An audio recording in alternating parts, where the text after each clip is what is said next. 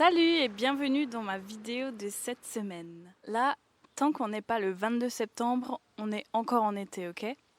C'est pour ça qu'aujourd'hui, on se retrouve sous mon toit, sur un transat, en mode summer vibe pour une dernière fois. Je vais vous faire une petite liste de choses que j'ai kiffé cet été. C'est des choses que vous avez pu voir dans mes précédents vlogs, et des choses que j'ai pas montrées non plus. Je trouvais que c'était une belle façon de clôturer l'été, voilà, et de parler un petit peu plus au travers de ma caméra parce que je suis en train de faire des tests pour du nouveau matériel, enfin pour utiliser du matériel que j'avais déjà, mais l'adapter pour mes vlogs et tout. Donc cette vidéo c'est un petit peu un test. C'est pour ça que je me pose tranquillement pour vous parler et pour papoter, tout simplement. Et donc on se retrouve avec la première catégorie des choses que j'ai kiffé cet été. Du coup dans la catégorie musique j'ai 3 choses à vous présenter. Tout d'abord, dans l'ordre chronologique, il y a eu l'album de Billie Eilish, le dernier, donc Hit Me Hard and Soft. Vas-y, j'essaie de parler comme je peux en anglais. Et voilà, je voulais juste parler du fait que j'ai trop kiffé cet album. Donc bien sûr Billie Eilish, tout le monde connaît, tout le monde aime. Mais quand tu ponces un album, t'es obligé d'en parler si tu parles des trucs que t'aimes, genre c'est obvious, mais quand même je le dis. Parce qu'il y a des gens qui vont être là en mode oh oui, oui, il est bien, machin. Parce qu'ils ont écouté un son ou deux. Mais moi j'ai vraiment adoré tout l'album. Bon, pas tout, mais plus que les musiques les plus connues, t'as vu. Pas. Genre plus que juste Chihiro qui était partout sur TikTok cet été. Et d'ailleurs, ma musique préférée de cet album, c'est The Dinner. Et pour la suite, du coup, j'ai été au festival de la foire au vin cet été. Bah, d'ailleurs, je l'ai montré dans mes vlogs. Je suis allée voir là-bas Grand Corps Malade. Et franchement, bizarre de mettre Grand Corps Malade et festival dans la même phrase à première vue. Parce que c'est des textes conscients, c'est du slam, hein, Grand Corps Malade. Donc pas forcément la vibe d'un festival. Après la foire au vin c'est un peu particulier aussi, hein. C'est pas les Ardentes ou les Européennes, enfin bref. Mais voilà, le concert en tout cas il a duré 1h30 et il était super. Parce que Grand Corps Malade, bah, il a de l'expérience sur scène. Et ça se voit, genre il est là, il sort des vannes, il raconte des trucs et tout. C'est vraiment un spectacle d'aller le voir en concert.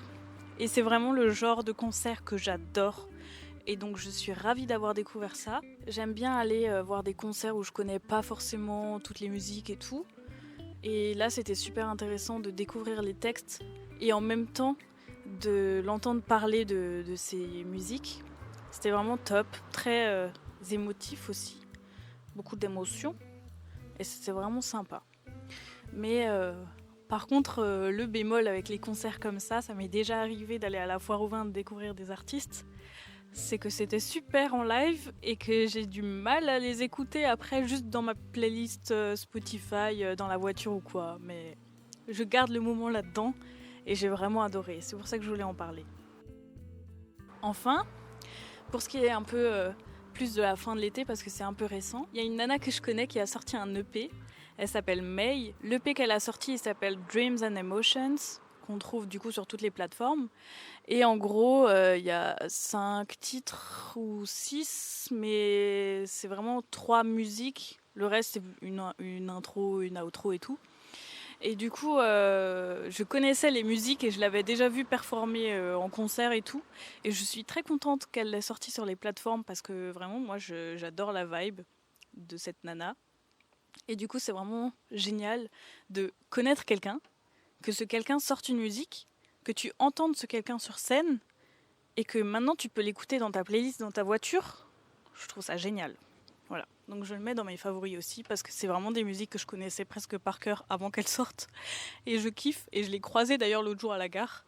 Et je lui ai dit je kiffe et tout. Elle sait que je kiffe de toute façon. Enfin bref. Donc voilà. Pour ce qui est du dernier favori musique de cet été. Donc on a eu un album, un EP et un concert. Je trouve que c'est plutôt complet.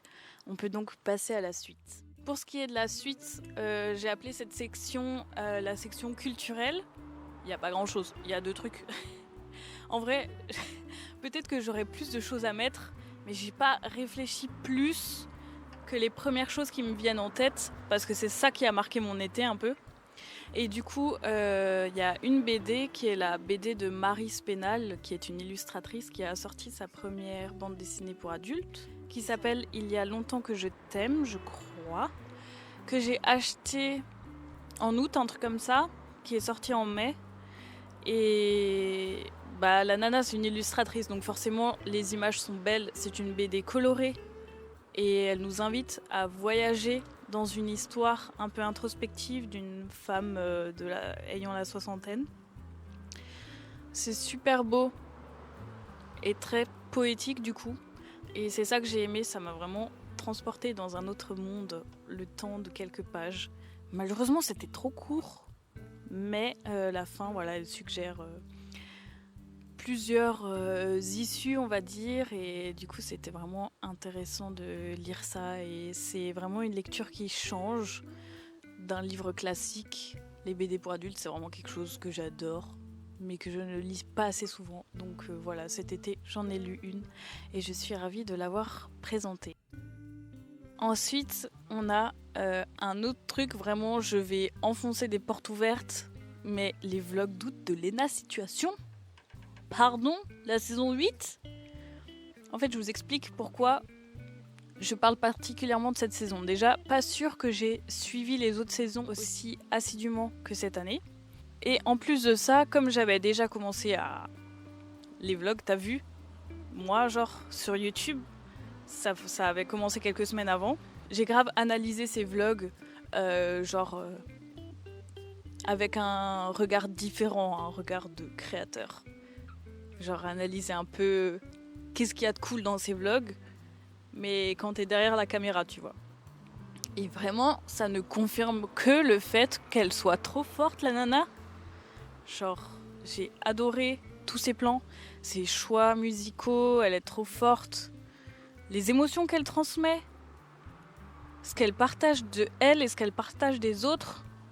Non, c'est vraiment génial. Vraiment, j'ai passé un super moment derrière mon écran à regarder les vlogs d'août.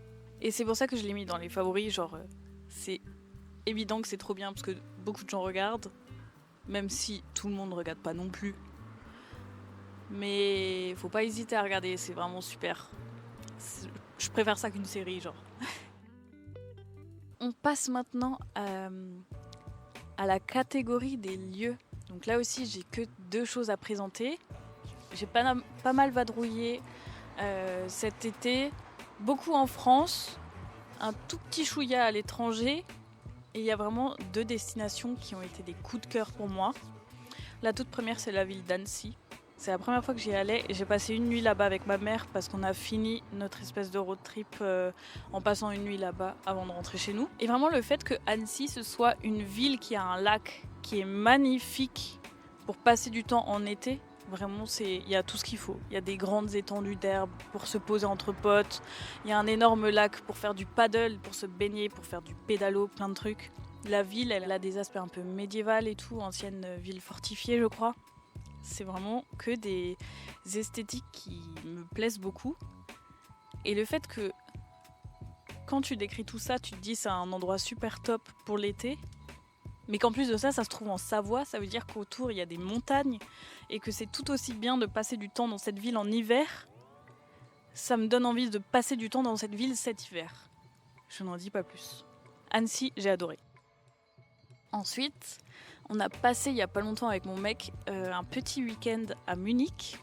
Et Munich, ça fait partie de mes favoris aussi parce que déjà j'adore l'Allemagne. J'ai déjà été à Munich 2 fois. Et j'étais trop contente d'y retourner encore. En plus, c'était une surprise pour mon anniversaire. Enfin bref, c'était trop bien. On a passé un super moment. J'ai pu parler allemand et j'adore parler allemand. Bref, ça c'est un truc que les Alsaciens peuvent comprendre. Et encore, les Alsaciens, soit ils adorent, soit ils détestent l'allemand. C'est une autre histoire. Mais voilà, retrouver cet aspect de notre culture, mais un peu amplifié parce qu'on a des traditions vachement germanophones et tout. Et là, le fait de se plonger à fond dans cet aspect-là de notre culture, j'ai vraiment adoré. C'est ça que j'aime dans ce pays en fait. La vie est moins chère là-bas, ça c'est cool aussi. Et ce qui est globalement sympa avec les villes en Allemagne, c'est qu'il y a souvent des grandes étendues d'herbe en fait. Donc tu peux être en pleine ville, quand même plus d'1 million, je crois 1,5 million de personnes vivent à Munich, mais tu le sens pas. Et pourtant, t'as des super boutiques, parce que la mode à Munich, c'est aussi quelque chose, mais j'y reviendrai plus tard.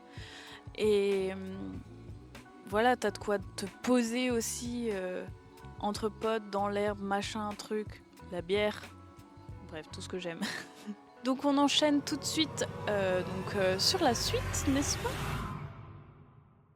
Hihi. Désolée, on se retrouve quelques jours plus tard pour terminer cette vidéo parce qu'en fait, je n'avais plus de batterie. Bon, ça arrive. Je suis passée à la manche longue parce que c'est vraiment bientôt plus l'été. Enfin, bref, désolée. Donc on continue avec la dernière catégorie et je vais vous présenter l'activité phare que j'ai fait cet été. Si vous avez vu mon vlog de la semaine dernière, je vais essayer de pas trop radoter parce qu'il s'agit en effet de la broderie. En fait, la broderie, c'est vraiment une activité que j'ai adoré faire cet été, que j'avais apprise à réaliser fin d'été dernier. Et on a refait un atelier avec ma mère, voilà, pour reprendre un petit peu les bases. Donc j'ai repris un projet de broderie qui est de tout simplement apprendre à faire des feuilles et des fleurs sur un torchon que j'ai acheté, qui est neuf et qui est très joli d'ailleurs.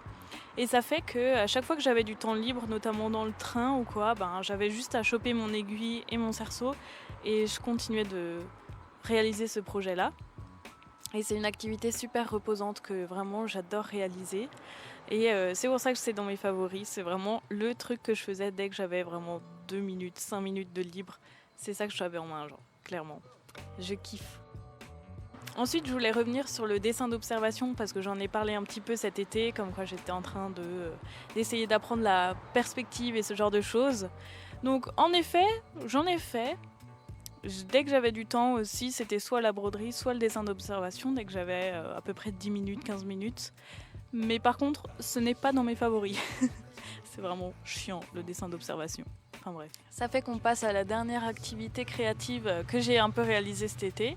C'est une activité que j'ai pas trop montrée sur les réseaux ou quoi, mais c'est de la Fimo. C'est pour un projet bien précis, donc peut-être que j'en parlerai plus tard dans l'année, on verra. En tout cas, c'est vraiment le fait de travailler avec ses mains qui me stimule beaucoup. Et c'est pour ça qu'il y a tellement d'activités comme ça qui font partie de mes favoris, hein, tout simplement. Le dessin, la broderie et tout, ben, ça occupe les mains, mais ça n'occupe pas l'esprit, donc ça permet de se détendre.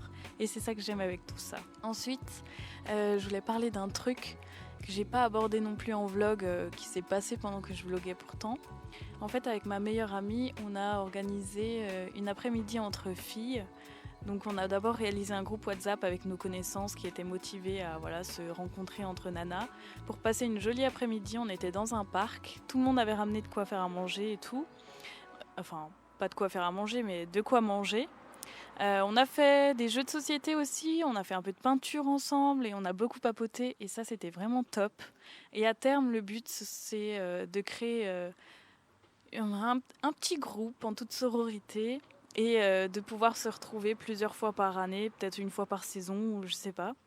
Et de pouvoir avoir un groupe sur lequel on peut écrire si on ressent le besoin de se retrouver entre nanas tout simplement.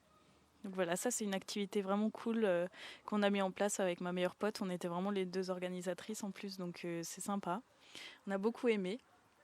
Et enfin, le dernier truc que j'ai kiffé cet été, pareil, je ne vais pas m'éterniser trop parce que ça fait partie du dernier vlog que j'ai sorti. Il s'agit du Rheinschwimmen. Et donc le Rheinschwimmen, c'est quoi ? C'est tout simplement la descente du Rhin. Parce que du coup, en Alsace, on a le Rhin, mais la baignade, elle est interdite en France. Mais en Suisse, elle est autorisée, et il y a même un jour dans l'année où la baignade est surveillée et les bateaux ne circulent pas. Et tout ça, je le retrace dans mon dernier vlog, du coup, mais je voulais quand même le rementionner ici, parce que c'est vraiment une activité que j'ai adoré faire cet été.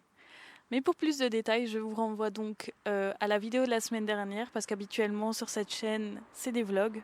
Parfois, il y a d'autres choses comme cette semaine, et peut-être encore comme la semaine prochaine.